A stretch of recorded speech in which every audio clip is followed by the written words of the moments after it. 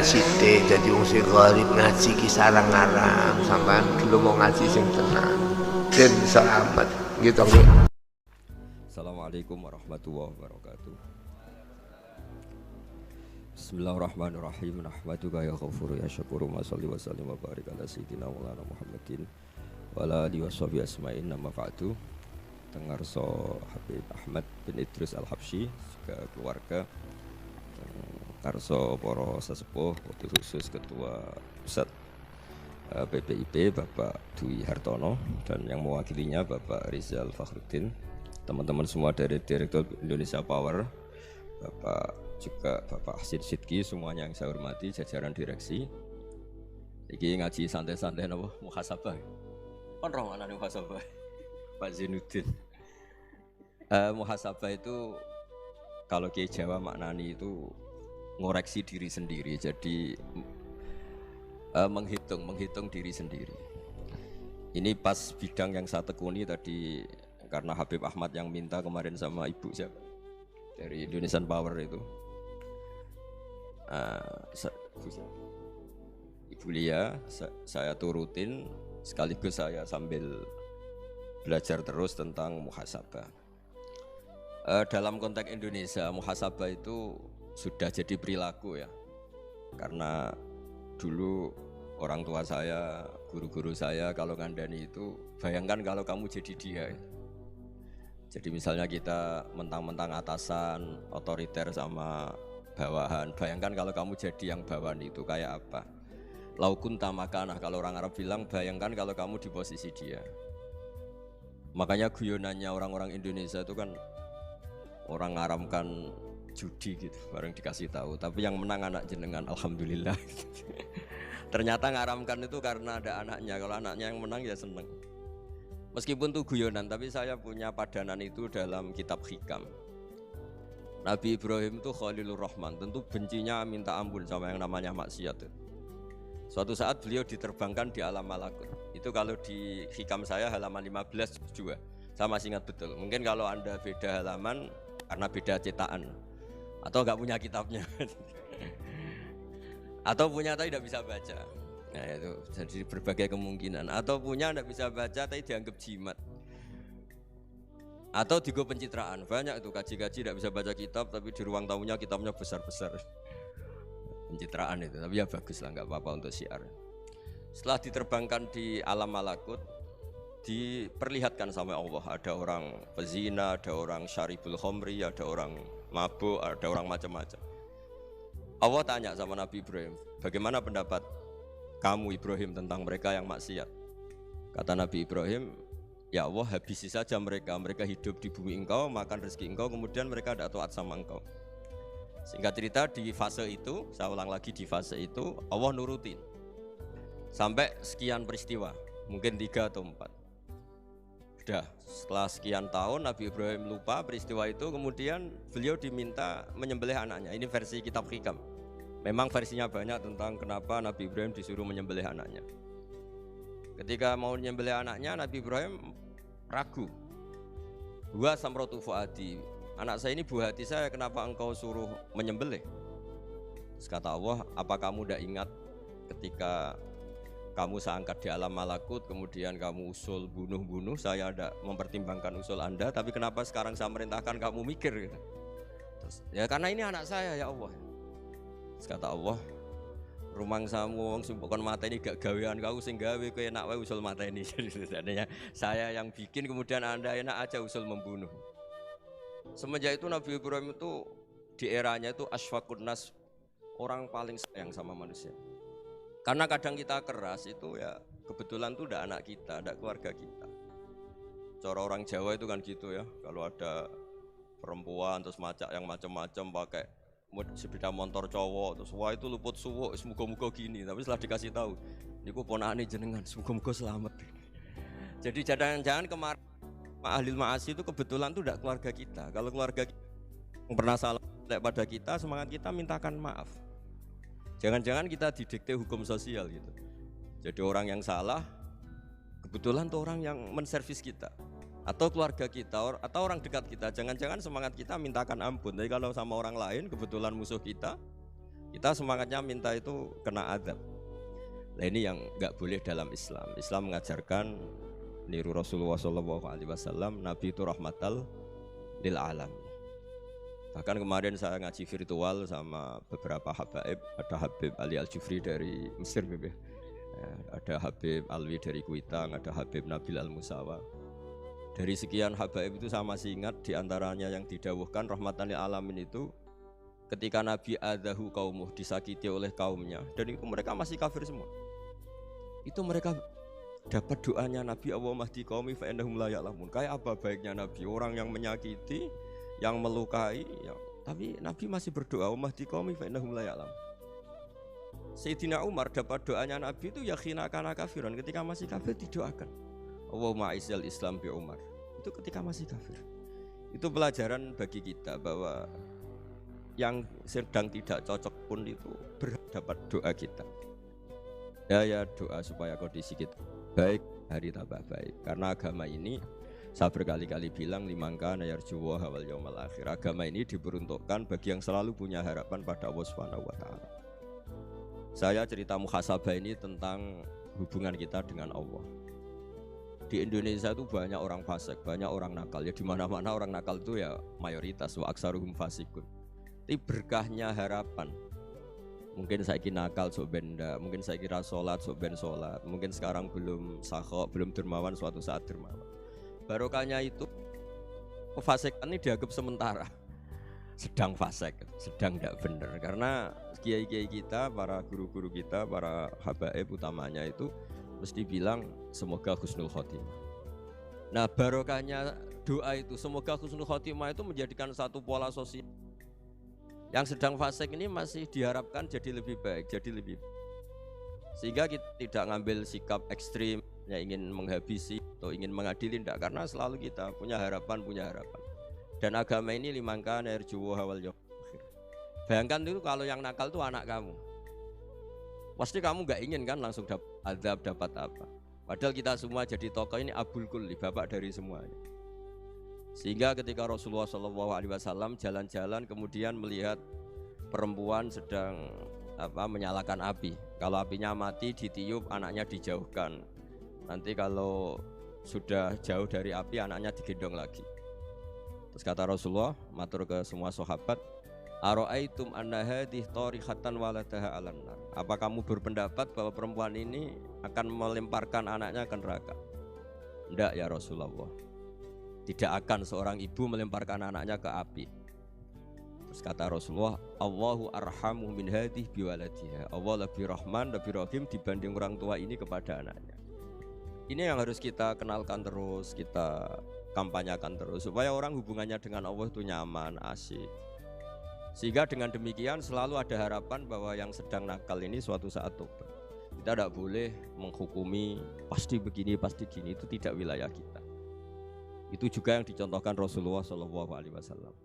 Secara lahir Nabi itu nggak berkenan sama Wahsy, karena Wahsy itu salahnya salah fatal karena membunuh ahabban nasi ila Rasulillah, yaitu membunuh Sayyid Hamzah.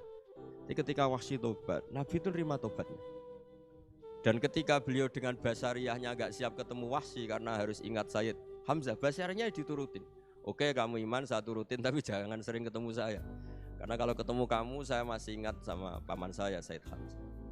Kita bisa ngelola seperti itu. Kita tidak cocok sama orang, bagaimanapun mereka umatur Rasulullah SAW, kita tetap mencintai mereka. Misalnya kalau beda agama, mereka sama-sama orang Indonesia, kita mencintai mereka atas nama warga Indonesia.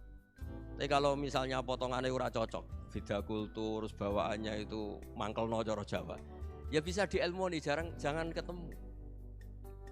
Wong sudah tidak cocok, ingin ketemu nyari solusi. Roh ini tok seneng itu kan ya repot itu. Ya sudah kalau nggak pati cocok ya jangan sering ketemu. Dan itu kita bisa memanage seperti itu tuh bisa. Saya berkali-kali cerita tentang Imam Syafi'i. Kalau dikasih tahu ya Imam Abu Abdillah, panggilannya Imam Syafi'i, tetangga anda ini ternyata banyak yang nggak senang anda. Jawabnya beliau senang. Ya bagus kalau nggak senang saya, ndak utang saya kata.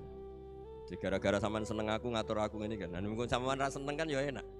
Jadi hidup itu dianggap happy. Kalau seneng ya teman silaturahim, kalau nggak seneng ya nggak bakal utang gitu. Baru kayak seneng itu nggak ganggu. Jadi dulu itu orang bisa ngelola seneng nggak seneng itu bisa. Karena ada kearifan. kearifan hubungan dengan Allah Subhanahu wa taala. Hidupnya selesai karena masyghul bi dzikrillah, mereka sibuk dengan Allah. Makanya kata ulama-ulama tasawuf, kamu jangan melihat manusia perilakunya, tapi kamu juga harus ingat yang gerakkan semua itu Allah Subhanahu wa taala. Dengan demikian kita faroh, kita senang. Makanya Nabi kalau ngutus Anas bin Malik kemudian enggak kesampaian yang diinginkan karena Anas main, ketika garwa-garwane Nabi agak tersinggung, Nabi andaikan Allah menghendaki yang saya inginkan kesampaian, pasti itu kesampaian. Jadi dianggap kegagalan Anas gak manggil yang dituju Nabi itu ya kersane Allah, ya enteng saja. Sayyidina Ali lebih parah lagi yang dialamin. Itu dalam beliau kalau dipanggil tuh gak cepet-cepet ke sana. Ketika ditanya, kenapa kamu tak panggil gak cepet ke saya? Amin tu ukubatak, karena aku tahu engkau orang baik. Orang baik itu pemaaf. Jadi makanya orang-orang soleh dulu itu bodoni itu. Makanya sekarang kalau ada orang bodoni itu mesti bidik orang soleh. Kalau orang-orang soleh itu kakean husnudzon akhirnya sering dibodonin. Abdullah bin Umar itu masyhur itu.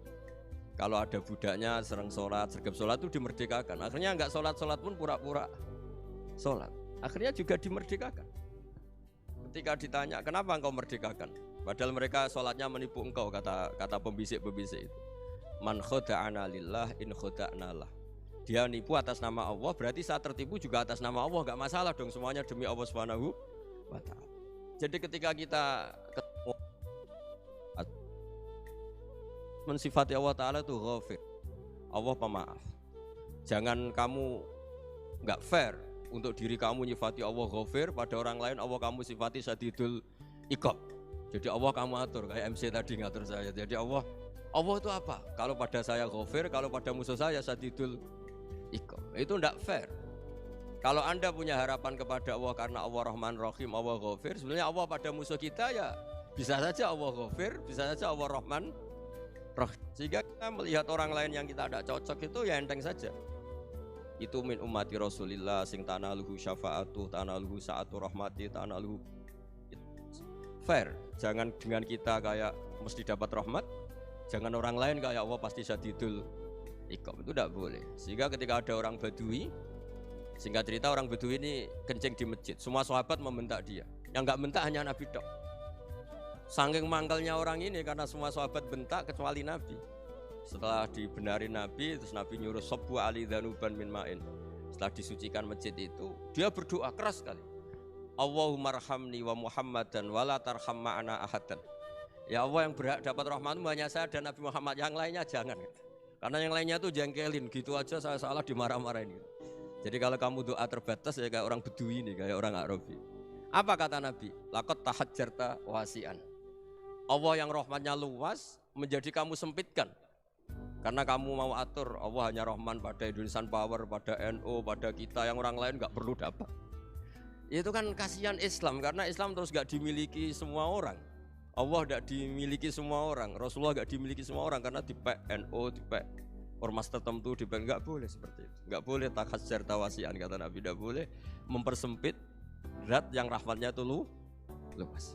Ini semoga etika ini kita pakai di Indonesia. Yang sedang fase kita harapkan lebih baik, yang sedang nggak dapat hidayah kita doakan dapat apa? Hidayah. Masyhur kan, makanya tadi saya mohon sama Habib Ali supaya Habib Ahmad supaya tetap mahalul qiyam tabaruk sama Habib Ali. Di antara doa-doa di Simtuduror masyhur itu antuqabilal mudhniba minnah bil ghufran wal musi'ah bil ihsan. Jadi harapannya para habaib, para orang-orang baik dulu ya, semoga yang dosa itu dimaafkan, yang sedang salah dibuka, bikin lebih baik. Nabi itu tugasnya juga gitu. Wastaghfir li dzambika walil mu'minina wal mu'minat. Nabi itu tugasnya juga memintakan ampun yang sedang salah. Nah, ini cobalah jadi etika kita, muhasabah kita. Jadi muhasabah itu cara berpikir kita set, kita pikir ulang. Ternyata semangatnya seorang nabi itu wastaghfir li dzambika walil mu'minun. Semangatnya itu memintakan ampun. Orang ahli tafsir tahu semua kalau Nabi itu tidak mungkin dosa. Jadi itu khitabun lin nabi wa urida bihi ummatu, itu khitab Nabi, tapi yang dimaksud itu umatnya, karena Nabi tidak akan mengalami dzambun, tidak akan mengalami dosa. Sekarang enggak, kadang-kadang kita ini kalau orang lain salah itu semangat. Kalau di perusahaan ada teman salah, apalagi pimpinan salah itu seneng, barokahnya salah bisa ganti kan gitu. Jadi Mungkin di dunia tokoh juga gitu, barokahnya ada tokoh salah, kita yang jadi populer sendiri, tidak boleh seperti itu. Kita harus salimus sodri di jami'il muslimin. Jadi ini harus dilatih. Saya tadi matur sama Habib Ahmad, latihan kita jadi hidup. Nabi itu kalau resep jadi wali itu kata Nabi gampang. Kata Nabi, kalau kamu ingin disenangin Allah, ya sudah. Kalau kamu asbahta wa amseta gini-gini, perasaan kamu kata Nabi jangan punya perasaan ghil sama orang muslimin. Itu sudah wadzalika min sunnati. Makanya Nabi ngendikan la yablughni ahadun an ahadin syai'an. Ada yang baca la yuballighni ahadun an ahadin syai'an. Seseorang jangan melaporkan ke saya tentang salahnya yang lain. Fa inni akhruju ilaikum wa ana salimus sodri. Karena saya ingin ketemu sampean semua dalam keadaan salimus sodri, tidak punya perasaan apa-apa. Karena kalau nurutin pembisik, nurutin informasi itu ya repot. Karena orang pasti sepihak. Ada kiai yang top, datang ke kampung-kampung ning desa-desa. Kata yang seneng itu punya akhlak. Wah itu bagus orang besar datang ke kampung-kampung. Kata yang nggak seneng, wah itu jobnya kiai kecil kok diambil, itu kan ya kasihan. Itu kan sudut pandang. Makanya saya sering bilang, akal kita ini cukup untuk mentasdik Rasulullah SAW. Meskipun perasaan kita kadang orang Jawa itu beda. Saya berkali-kali bilang sama peneliti dari Jogja, kenapa sih Gus para nabi itu kok poligami istrinya banyak? Nabi Dawud katanya itu berapa? Nabi Sulaiman malah jumlahnya agak terbatas ini. Nabi Muhammad itu paling sedikit. Saya tanya gini, perempuan itu orang lemah, jadi kalau nolong orang satu gimana baik? Kalau nolong orang dua ya lebih baik, ya sudah kira-kira seperti itu. Paling tidak akal kita masih tahu kalau orang baik itu kan mesti baik. Nolong orang satu baik, nolong orang dua ya lebih baik, nolong orang tiga lebih baik. Tapi kalau kamu orang nggak baik, satu saja kamu terlantarin, kamu miskinkan, kamu ya tinggal diukur kan. Kalau orang baik nambah baik, tapi kalau orang buruk tambah buruk. Nah itu akal. Akal kita bisa menganalisis kenapa sih nikah itu ada yang poligami, ada yang enggak. Ya sudah, ukur saja diri kamu. Misalnya kayak saya elek keriting, rabi terus, memperbanyak wong elek, orang perilaku tok raine dadi elek kabeh. Tapi nak kowe ku ganteng, alim, ganteng, sugih, anake ganteng-ganteng, berhubung kowe saleh ahli swarga kabeh, mertua yo bangga karena karir kamu meyakinkan. Ini mertua kamu aja gak bangga mau nambah. Ipar gak bangga, mertua gak bangga, desa kamu yang kamu wayai juga gak. Beda dengan Nabi ketika nikah Juwairiyah itu gak ada pernikahan sebarokah Nabi dengan Juwairiyah itu.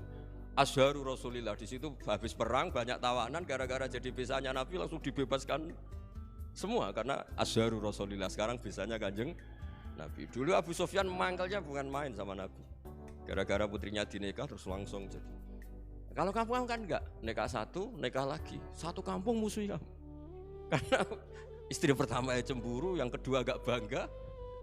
Wah itu selesai itu, di dunia wal akhirah. Maksud saya, nganalisis Islam itu harus pakai akal. Dan akal yang dipakai, ini saya bawa ke kitab Ihya, adalah pikiran-pikiran para ulama. Makanya ketika Imam Ghazali ketika ditanya, fakaifa bi muslimin fasikin asawwaha fi jami'i amri. Kalau kayak ketemu orang fasik, orang Islam tapi fasik, perilakunya enggak ada yang benar. Kata Imam Ghazali jawabnya lucu, aneh. Ma min muslimin illa wa islamuhu ta'ah. Tidak ada orang Islam kecuali dia mau Islam, membenarkan Allah dan Rasul itu sudah taatnya dia. Kok kamu tidak bisa melihat taatnya dia? Dia pikirannya kan ini pemabuk, ini tukang apa. Tapi kata Imam Ghazali, sebenarnya kamu masih bisa berpikir positif. Ma min muslimin illa wa islamuhu ta'ah. Tidak ada seseorang Islam ketika dia milih Islam itu pasti ada taatnya, yaitu tasdik pada Allah dan tasdik kepada Rasulullah SAW. Jadi dengan pola seperti itu, maka di antara guru-guru kita yang modern ya di era Mbah Maimun, di sini ada Habib Ahmad, Habib Salim. Syair yang sering dibaca beliau adalah ada orang munajat sama Allah. Ini cerita munajat. Itu orang itu ngendikan gini, ana mutnibun, ana mukhtiun, ana asi, huwa rahimun, huwa ghafirun, huwa afi. Ya Allah, saya mukhti, saya orang yang salah. Ana mutnib, saya orang yang dosa. Ana asin, saya sering maksiat. Tapi engkau ya Allah, engkau ghafir, pemaaf. Engkau rahim, maha pengasih. Engkau afin, yang mudah memaafkan. Kata orang ini ya agak kurang ajar, tapi saking senengnya sama Allah. Qobal tuhunna salasatan bisalasat. Ya gini saja ya Allah, sifat engkau diadu dengan sifat saya. Engkau Tuhan, Gusti, enggak boleh kalah, kata. Terus wasataghliban ausofu ausofi, dan kau pasti pemenangnya gitu. Jadi ada orang rayu Allah dengan cara seperti itu ya ada ya. Saya ini manusia, salah saya banyak. Engkau ampunannya banyak. Engkau Tuhan loh Gusti, gak boleh ampunan Anda, ampunan engkau kalah dengan salah saya. Gak boleh Tuhan kok kalah. Jadi untuk supaya orang punya harapan gitu. Banyak juga wali-wali yang jadab ketika datang ke makam Rasulullah SAW. Itu kalau dongo ya agak kacau sebetulnya, cara syariat agak kacau. Ya Allah, engkau punya dua pilihan. Jika engkau menjadikan saya soleh, surah habibu, yang senang kekasihmu, yaitu Rasulullah SAW. Tapi jika engkau menjadikan saya fasik, surah adubu, yang senang itu setan. Monggo jenengan mau menyenangkan kekasih jenengan, mau menyenangkan musuh jenengan, monggo. Jenengan bebas kok memilih. Nah, mestinya Allah ya senang menyenangkan kekasihnya. Jadi ya, intinya Allah dipaksa untuk menjadikan dia orang soleh gitu. Jadi kayak kemarin itu Pak Gus ya, kuliah kesini itu sama Habib Ahmad. Saya pertama nggak mau, lama-lama Habib Ahmad ini gimana Gus, orang taunya saya dekat jenengan, kalau nggak hasil saya waduh ini kayak doanya wali yang tadi. Nggak punya pilihan, nggak ada pilihan. Jadi saya mohon muhasabah itu dimulai cara berpikir. Makanya di sini sebetulnya teks ini supaya dapat barokahnya Ihya, ini kitab yang disenangi para habaib, para ulama. Sebetulnya teks di muhasabah itu redaksinya gini ya, yang lengkap.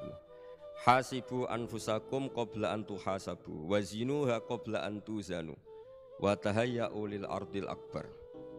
Jadi ada kata wazinu, jadi ukur. Perilaku Anda ini diukur, ditakar.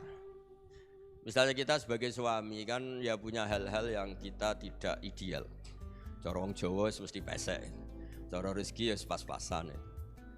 Dan kita juga kalau makanya agak boleh tanya istri begini, apa saya cinta pertama Anda? Pasti Anda kecewa. Orang jadi istri hanya korban terakhir gitu.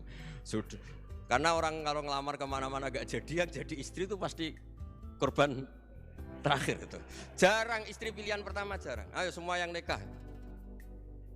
Rata-rata itu pilihan Anda pertama Pak, dari sekian ditolak di mana-mana terus. Ya perempuan terakhir. Kamu juga korban terakhir. Itu wali-wali dulu kalau ngandani kita itu sederhana. Antal ini masyhur diceritakan Habib Zain bin Semit dalam kitab Al-Manhajus Sawi. Anta lam tajid min nafsika kullama turid. Fa kaifa turidu min ghairika kullama turid. Kamu yang ingin ideal saja, kamu tidak menemukan pada diri kamu untuk menjadi ideal. Kamu kan ingin ganteng, ingin punya uang banyak, ingin perilaku Anda sempurna. Anda saja yang punya keinginan tidak bisa mewujudkan keinginan Anda sendiri. Fa kaifa turidu min ghairika ma turid. Jadi anta lam tajid min nafsika kullama turid. Fa kaifa turidu min ghairika kullama turid. Kamu yang punya keinginan saja. Misalnya saya ingin punya uang banyak, perilaku saya selalu benar, gak pernah salah.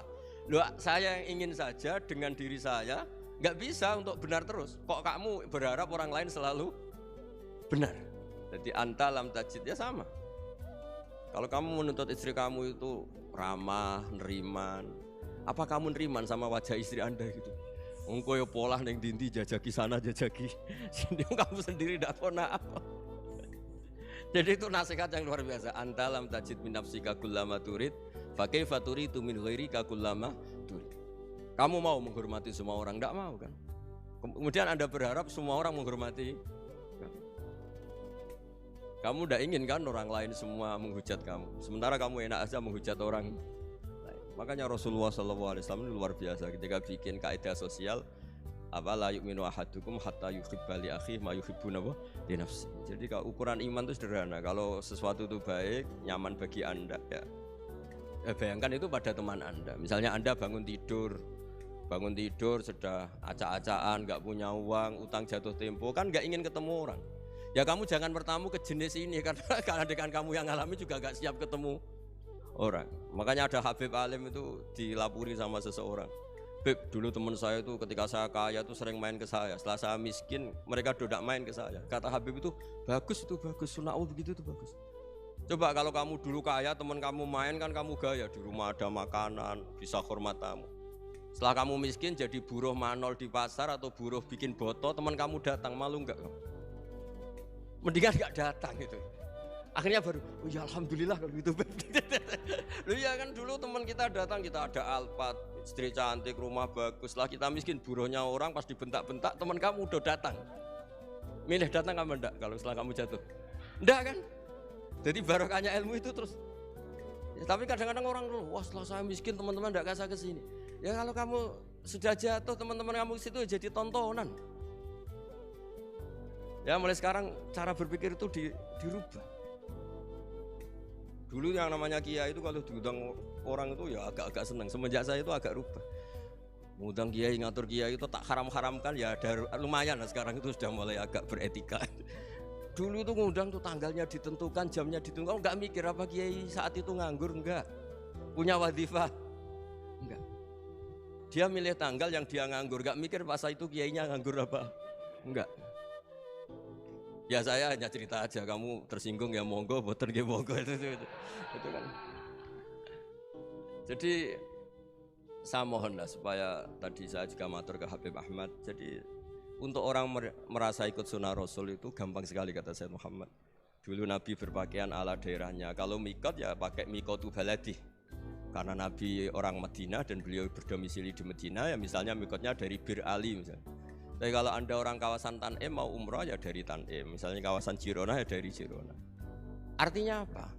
Kamu ngambil mikot karena Nabi mikot misalnya dari Bir Ali, bukan berarti kamu harus seperti Nabi di Bir Ali, kamu orang Mekah, misalnya kamu orang Tanim, orang dia harus dari mikot itu apa? Baladi. Sama, makanya di fikih-fikih itu kalau tahnik anak, Nabi orang Arab, halawiyatnya kurma ya kurma. Kalau orang Jawa sedegan, semua podo-podo. Ya podo-podo manis. Jadi ini tabaruk sama Sayyid Muhammad, ini ada murid beliau Habib Ahmad, saya baca supaya orang itu merasa ikut Nabi itu gampang sekali. Ini saya baca ya di halaman tadi disaksikan Habib Ahmad 433 di kitab apa ini? Manhajus Salaf fi Fahmin Nusus. Itu kata Sayyid Muhammad, wa kanat sunnatu Rasulillah annahu yat'amu ma yajiduhu fi ardi wa yalbasu ma yajidu wa yarkabu ma yajidu mimma abahu Allah ta'ala. Faman istamala ma yajidu fi ardi fa huwa al-muttabi' lis-sunnah. Kama annahu hajjal baita min madinati. Faman hajjal baita min madinati nafsi fa huwa al-muttabi' lis-sunnah wa illam takun hadhil madinatu tilka. Jadi intinya misalnya Nabi dulu itu ngasih sedekah kepada fakir miskin ya pakai dinar, dirham. Ya kalau orang misalnya sedekah pakai rupiah ya sudah ikut sunnah Nabi. Jangan lu Nabi pakai dinar loh, kamu kok pakai rupiah. Dulu dinarnya Nabi udah ada tulisannya Bank Indonesia, kamu kok ada tulisannya Bank. Ya tidak ada seperti itu. Ya jadi misalnya Nabi sedekah pakai tamar atau pakai al-aqid, ya kita pakai beras, pakai apa. Supaya orang tuh bahwa Rasulullah itu milik kafatal linnas, milik semuanya. Sehingga merasa ikut sunnah Nabi itu ya semuanya. Makanya dulu Mbah Mun kalau motivasi saya supaya bombong, kalau orang Jawa bilang bombong. Wong Jawa mesti ono wong alim. Beliau menyontohkan mas itu Mbah Fadol, Senori, Mbah Ihsan Jambes itu bisa ngarang-ngarang kitab luar biasa. Padahal beliau bukan orang Arab. Imam Sibawai itu orang Persia, Imam Ghazali orang Tus itu juga ikut Persia. Kata Imam Mun, wong sing ora Arab lah mesti untuk jatah alim kata beliau. Karena Nabi itu diutus kafatal linnas. Nanti kalau orang yang alim itu Arab tok, berarti tidak ada perwakilan dari Afrika, dari Asia Tenggara, dari mana-mana. Makanya karena Nabi statusnya itu kafatal linnas. Jadi kita harus bangga sebagai Muslim, sebagai orang Indonesia karena misalnya Wali Kutub dulu terkenalnya hanya ada di Yaman, di mana. Ternyata pernah ada juga di Indonesia dan seperti Habib Abu Bakar Segaf Gresik. Jadi ya akhirnya kan tetap orang Indonesia meskipun beliau dzurriyyah Rasul kan ya sudah orang apa? Orang Indonesia. Dzurriyyahnya Habib Ali Simtuduror sekarang di Solo. Jadi Indonesia juga dapat alawin banyak dari Sadatina alawin juga. Jadi saya mohon barokahnya ngaji seperti ini. Melihat orang lain tuh gampang, bayangkan tuh kalau anak kamu. Makanya Nabi nanti kalau nggak percaya lihat di Hikam nomor 15 di kitab saya itu. Di situ dijelaskan oleh Hikam, jangan-jangan semangat Anda pada orang yang maksiat, pada orang yang keliru supaya dihukum itu karena kebetulan itu udah anak Anda, itu udah keluarga Anda. Coba kalau itu keluarga. Makanya kalau saya guyonan di Jogja itu ada pembantu mecahkan piring terus dimarahi majikannya, saya mesti guyon gitu, pasti itu pembantunya tidak cantik. Kok bisa Gus? Andai kan cantik dan kamu senang mecahno piring satu, piring 1000 ra iso ngamuk. Ternyata ngamuknya itu karena mecahkan piring apa karena plus tidak cantik? Coba jawab para lelaki ini. Kamu marah sama orang maksiat tuh karena maksiat karena plus itu udah anak Anda. Bayangkan kalau itu anak Anda. Itu hebatnya Rasulullah SAW. Karena kita yang salah pun kadung umatnya, Nabi tetap ngasih fasilitas syafaati li ahlil kabair min ummati. Kayak apa baiknya Nabi? Tidak ikut maksiat tapi ikut fasilitasi ngasih syafaat. Loh kalau li ahlil ibadah kan wajar. Nabi ketika ini syafaati li ahlil kabair min ummati. Ya karena tadi logika yang dibangun Rasulullah itu logika yang luar biasa. Kita semangat orang lain kena hukuman itu karena kita tidak punya ra'fah, tidak punya rahmah. Coba kalau Rasulullah yang bil mu'minina ra'ufur rahim, semangatnya itu mendoakan supaya tobat, mendoakan diampuni. Dan itu juga yang diperintahkan oleh Allah Subhanahu wa taala, wastaghfir li dzambika walil mu'minina wal mu'minat. Ya semoga barokahnya ngaji ini, barokahnya Habib Ahmad, barokahnya Maulid Simtud Duror, barokahnya semua kitab Madaih, Tiba Berjanji semuanya, barokahnya Ikhya, barokahnya Said Muhammad, barokahnya guru kita semua, Mbah Maimun, bapak saya. Kita ini ngikuti manhaj, ya, ngikuti apa? Manhaj. Saya sering didhawuhi Mbah Mun, kenapa ihdinas siratal mustaqim bukan siratoka?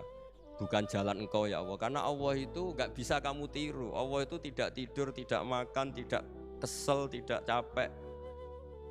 Yang bisa ditiru itu siratal ladzina an'amta alaihim. Yang bisa ditiru manusia ya niru manusia. Karena Allah itu tidak bisa ditiru, makanya ihdinas siratal mustaqim siratal ladzina. Dan niru siapa? Niru guru-guru kita.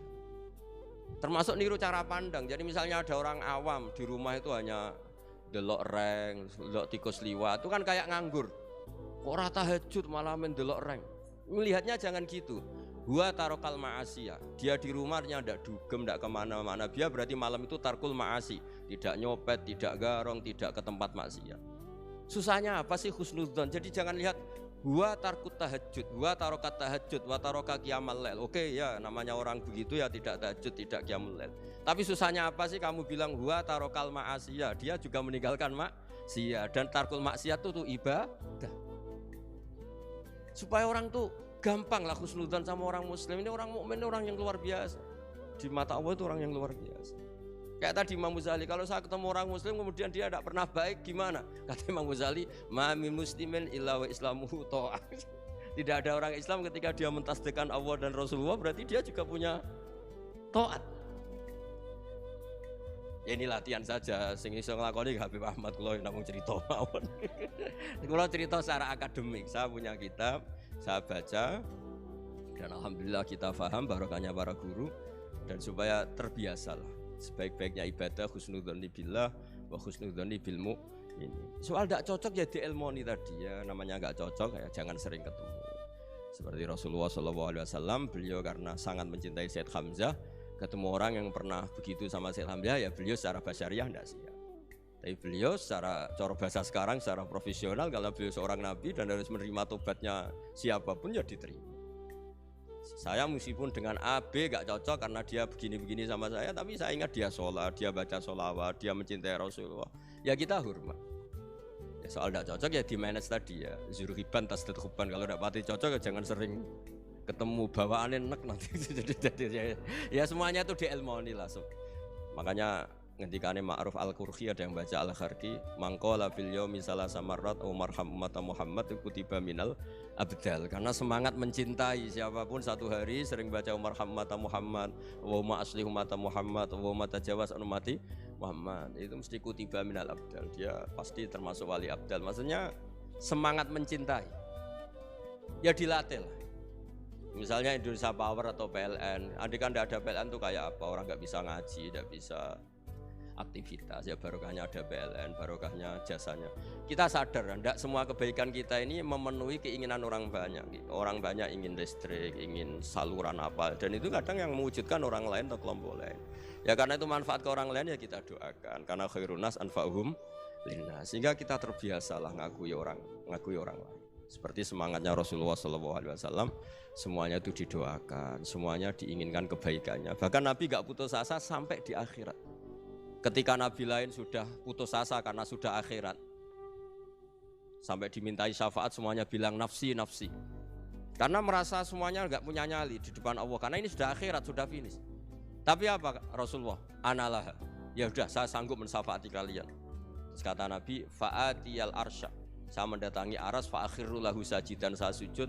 Wa ahmaduhu bima hamida allamaniha rabbi. Kemudian saya tetap muji Allah dengan pujian yang terus menerus. Padahal sudah di akhirat, sudah finish. Nabi dimintai syafaat masih sanggup. Karena Nabi tahu akhirat tidak bisa mendikte Allah, tidak bisa. Allah terus bilang, ya Allah ini akhirat, engkau sudah tidak boleh mensyafaati, tidak bisa. Allah tidak bisa diganggu akhirat. Allah tidak boleh dibatalkan rahmannya oleh akhirat. Allah tetap Rahman Rahim abadal abad. Dan Nabi tahu itu. Makanya kata para ulama, fa Muhammadun ahmadu min ghairihi. Jadi Nabi Muhammad namanya dua yang terkenal.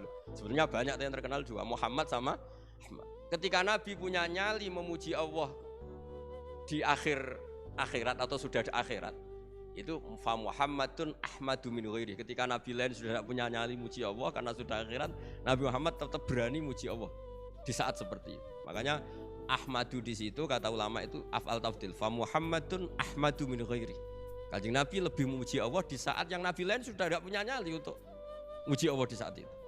Makanya kata Nabi fa akhiru lahu sajidan wa ahmaduhu bima hamida allamaniha rabbi. Akhirnya setelah lama gitu terus Allah ngendikan, ya Muhammad irfa' ra'sak wasal tuttah wasfa' tusyaffa. Sudah Muhammad, angkat kepala kamu minta apa saya turutin, dan kalau kamu ingin mensyafaati umatmu saya beri hak apa? Syafaat.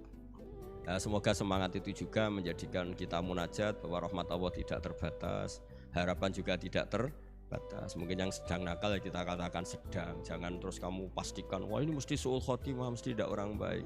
Tidak, agama ini liman kana yarjuwa wal yaumal akhir, selalu bagi yang punya harapan. Ya, mugi-mugi dapat barokah semua. Mantul dengan kata wassalamualaikum warahmatullahi wabarakatuh.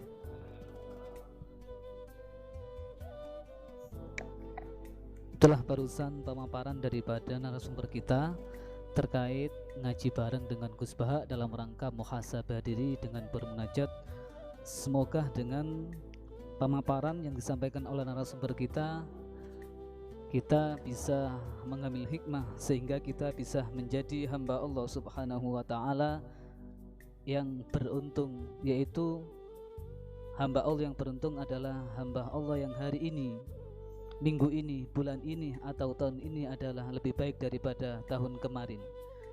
Bukan menjadi hamba Allah Subhanahu wa taala yang merugi, yaitu di mana hari ini, minggu ini, bulan ini dan tahun ini sama dengan tahun kemarin. Lebih-lebih jangan sampai kita menjadi hamba Allah Subhanahu wa taala yang celaka. Artinya hari ini, minggu ini, bulan ini dan tahun ini lebih buruk daripada tahun kemarin. Dan selanjutnya yaitu dialog. Ngapunten Gus, ini ada beberapa pertanyaan.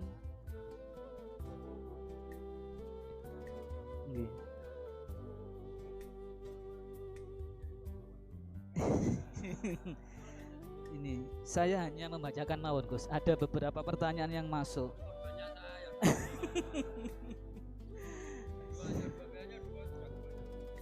Ya, dua pertanyaan. Yang pertama dari Ketua DKM Masjid Raudhatul Jannah PLTGU Grati, Gus.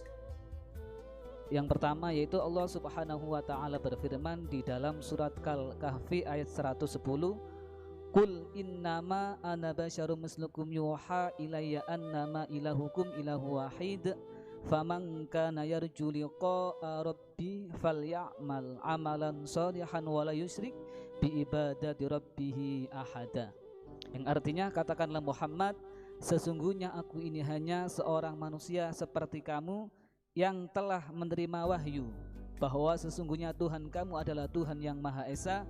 Maka barang siapa mengharap pertemuan dengan Tuhannya, maka hendaklah ia mengerjakan kebajikan dan janganlah dia menyekutukan dengan sesuatu pun dalam beribadah kepada Tuhannya. Di sini barang siapa ingin bertemu dengan Tuhannya, maka hendaklah melakukan kebajikan dan jangan menyekutukan dengan sesuatu apapun dalam beribadah. Yang dimaksud di sini bertemu dengan Tuhan itu seperti apa? Yang kedua, melakukan amal kebajikan itu seperti apa? jangan menyentuhkan Tuhan dalam beribadah itu seperti apa? Nggih niku Gus. Satu pertanyaan Gus. Satu pertanyaan ada 3 kategori. Ngapunten Gus. Bismillahirrahmanirrahim. Pertanyaan itu bagus sekali karena hal yang sama dialami Rasulullah SAW. Jadi ketika Nabi ngendikan man ahabba liqa Allah ahabba Allahu liqa'ah. Wa man kariha liqa Allah kariha Allahu liqa'ah. Jadi terus sahabat tanya, bagaimana itu ya Rasulullah? Wa kulluna yakrahul mauta katanya. Siapa yang senang ketemu Allah, wah senang ketemu dia. Siapa yang enggak senang ketemu Allah, wah juga enggak suka ketemu dia. Dan sahabat ya sahabat ya manusia ya, zaman itu ya iskal ya, tapi semua kita ini nggak siap mati. Jadi kalau ketemu Allah itu pikirannya orang itu ya mati. Nah, yang tanya nggak siap juga kan kalau mati. Terus Nabi memberi penjelasan, tidak ada orang muslim, orang mukmin kecuali sebelum mati itu yang calon ahli surga itu diperlihatkan surganya. Jadi mamin ahadin ilka waqat alima maq'adahu minal jannah awinnar. Ketika melihat surga yang sudah gemah ripa, sudah luar biasa. Mungkin kalau para cowok yang bayangkan bidadari banyak, cantik-cantik, gak minta belanja. Neng dunia wis elek jaluk aneh-aneh kan repot. Nah itu terus langsung seneng pengen ning swarga. Jadi kalau ada orang mati kok tidak semangat, berarti belum dipertontonkan surga. Nah ketika dipertontonkan surga kan sudah tidak ada kerja, tidak ada atasan, tidak ada bawahan, tidak ada istri cerewet, tidak ada teman bodoni, pokoknya di surga itu kan enak semua. Nah terus seneng. Lah kira-kira liqa Allah ya seperti itu. Ketemu Allah itu artinya ketemu ridhonya, ketemu kebaikannya. Itu resep pertama tentu tidak boleh syirik. Syirik itu menganggap ada kekuatan lain setara dengan kekuatan Allah. Jadi kalau orang tawasul sama nabi, sama wali, sama habaib itu tidak syirik, itu kan tetap Allah itu punya kekuasaan mutlak. Kita ini butuh orang dekat, bukan mensetarakan orang dekat ini sama Allah Subhanahu wa ta'ala. Itu jelas tidak ada orang Islam yang punya perasaan ada kekuatan lain setara dengan kekuatannya Allah Subhanahu wa ta'ala. Makanya Nabi sudah menjamin, saya tidak pernah takut kalian melakukan syirik, karena siapapun yang punya iman pasti tidak akan mensetarakan yang lainnya sama dengan Allah Subhanahu wa ta'ala. Jadi makanya keyakinan ahli sunnah, keyakinan guru-guru kita, wasilah itu tidak termasuk syirik, karena ya di hatinya sama sekali gak ada hukum penyetaraan. Maknanya syirik, tasyrik itu kan menyetarakan. Jadi itu penting dicatat ya, supaya kita clear, tidak ada perasaan seperti itu. Nah caranya ada syirik gimana? Ya tadi dielmoni lah, dielmoni. Misalnya kamu senang seseorang, di kuburan ya sendiri, ketemu hisab ya sendiri, apa-apa sendiri. Misalnya kita dicintai banyak orang, ketika di kuburan ya dibiarkan sendiri. Misalnya munamuni seneng Gus Pak, misalnya aku mati baru ditinggal. Nah, ya kan sama aja, baru dipendem gitu. Makanya guyonannya sahabat itu guyon tapi masuk akal itu. Ketika Rasulullah wafat itu semua sahabat dilupakan kali itu Rasulullah, sehingga berani mengubur. Lupa semua. Setelah datang, pulang semua ketemu Sayyidah Fatimah. Ya Anas, kamu tadi ikut cara basa Jawa mengubur Nabi. Wah terus diingatkan sama Fatimah, kamu teganya, kamu semua mengklaim mencintai Nabi, kenapa taksu alaihi turab? Kenapa kamu menguburkan dengan tanah? Itu semua sahabat nangis semua. Cek teganya kita mencintai kemudian kita yang mengubur. Tapi sama Allah sama itu dilupakan semua. Kalau nggak dilupakan nggak ada yang berani ngubur. Ya jadi saya ulang lagi ya, jadi mencintai Allah itu gampang kok, karena Allah baik, reputasinya baik. Makanya masyhur kan Nabi Dawud didhawuhi Allah, habibni ila ibadi. Itu dicerita di kitab Ihya, di kitab Syauqin. Saya cintakan ke hamba-hambaku. Wa kaifa uhabbibuka ila ibadik. Bagaimana saya menceritakan engkau pada hamba-hambaku? Dawuh Allah di hadis qudsi itu, kenalkan uzkurni bil hasanil jamil. Ya kamu cerita saya tentang yang baik-baik saja kan. Dikasih bumi. Misalnya saya sendiri kalau bayangkan itu gampang. Kalau saya dikasih rumah Habib Ahmad setahun gratis, saya akan muji beliau orang baik. Padahal hanya setahun dikasih gratis. Kita dikasih bumi Allah itu sampai kita mati, oksigen sampai kita mati, tanpa bayar. Padahal kalau kita di rumah sakit oksigen 3 hari aja sudah nguras. Ya contoh yang gampang-gampang saja. Gara-gara ada syukur kan tomak kamu, bayangkan nikmat tuh ya punya Alphard, istri 4 neriman semua, rukun semua. Terus yang 3 digonta ganti ya gelem semua. Lah gara-gara khayal itu ya yang masalah. Padahal kalau kita dikasih rumah orang, alfat orang gratis itu senengnya. Lah Allah ngasih apa coba? Makanya uzkurni bil hasanil jamil. Sudahlah kamu nyebut saya itu yang baik. Fa innahum la yadhkuruni ilal jamil, kata Allah di hadis qudsi itu. Mereka ingat saya itu juga yang baik. Baik. Dan makanya ini kan latihan, walakin Allah habbaba ilaikumul iman wa zayyanahu fi qulubikum. Makanya saya dakwah itu ya yang gampang-gampang saja. Ya semuanya Islam itu swarga. Ya memang dawuh Nabi gitu, mangqala lil wa dakhalal jannah. Lah kita gara-gara khawatir dasar hati cilik, mangqala la ilaha illallah gak sih dakhalal jannah sik. Nak taate ngene matine ngene panjang sekali catatannya. Setahu saya ngapalkan hadis itu tidak ada catatannya. Mangqala la ilaha illallah dakhalal. Tahu-tahu kok sekarang banyak apa?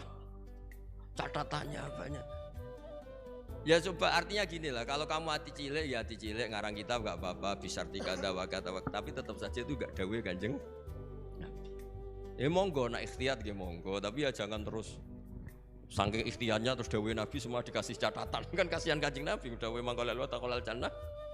Ada resmi catatan ya hanya mukhlison biha qalbuh, itu resmi itu.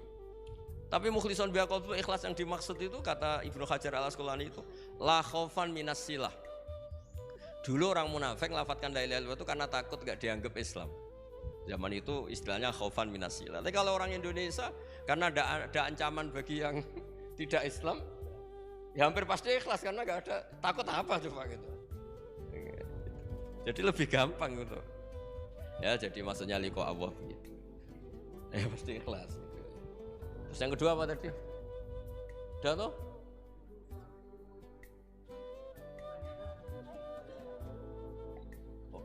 Udah itu sudah 2 pertanyaan dari 1 orang, kamu gimana gak profesional? Nah nanti kalau 1 orang tanya 1000, yang 1.000 berarti 2000. Saya tadi kan bilang 2 pertanyaan, bukan 2 penanya. Kamu gak pernah ngaji mantek kan?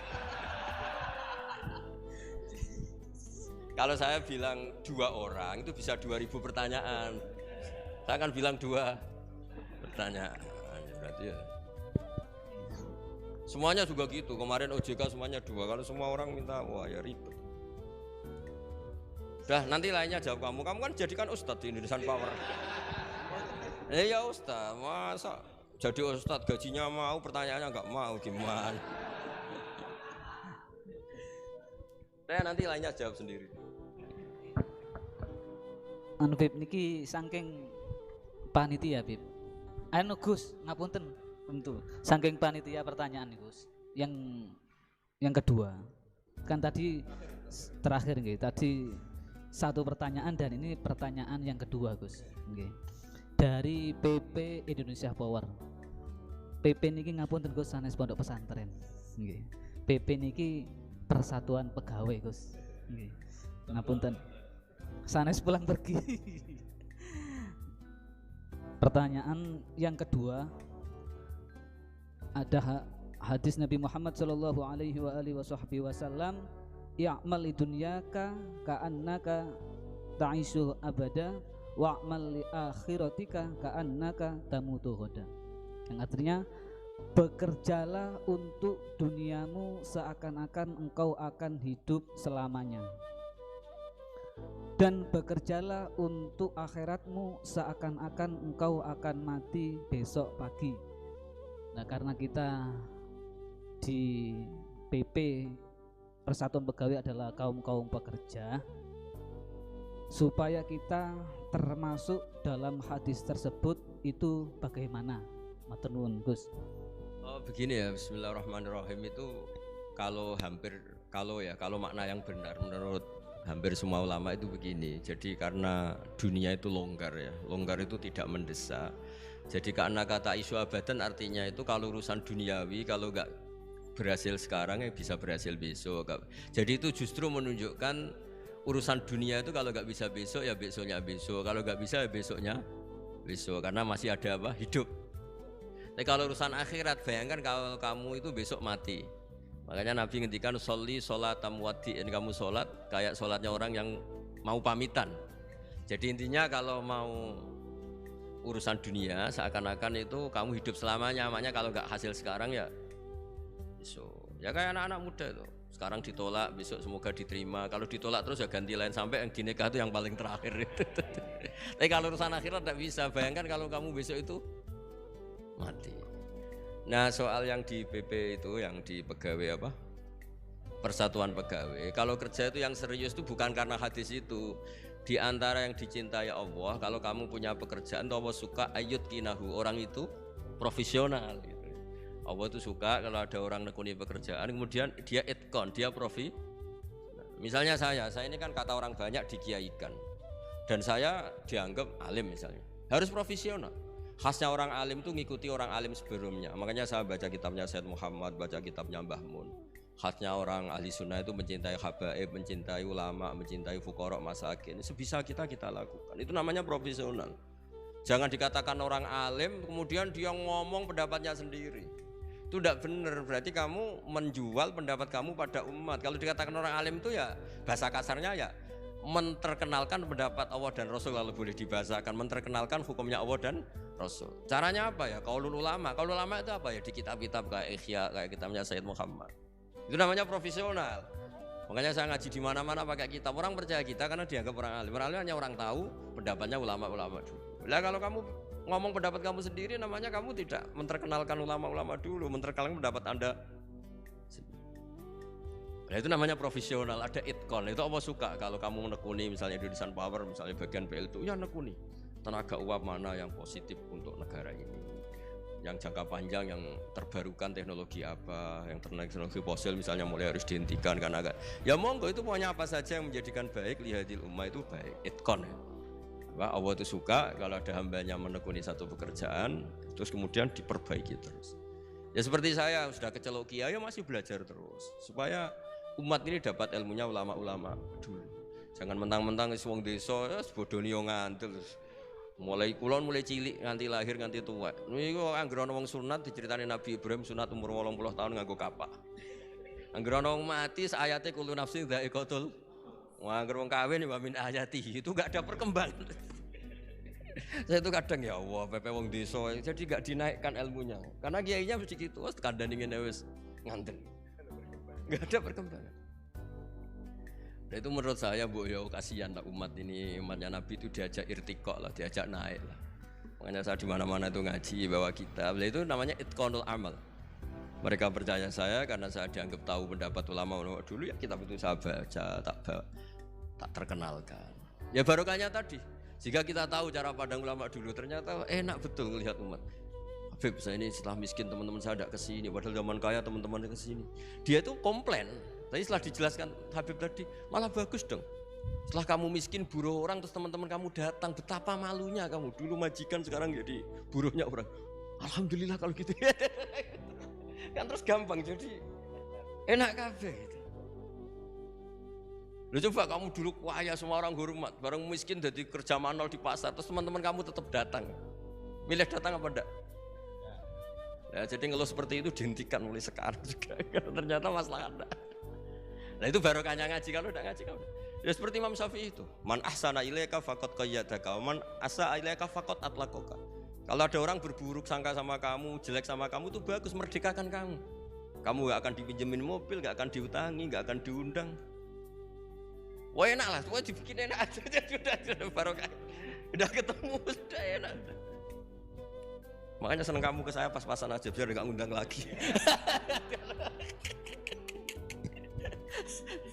Ya intinya itu dikelola yang baik. Kalau pas baik ya teman silaturahim, teman berjuang gitu. Kalau pas nggak baik ya berarti nggak ganggu, ya sudah. Kul kullu min indillah, sudah.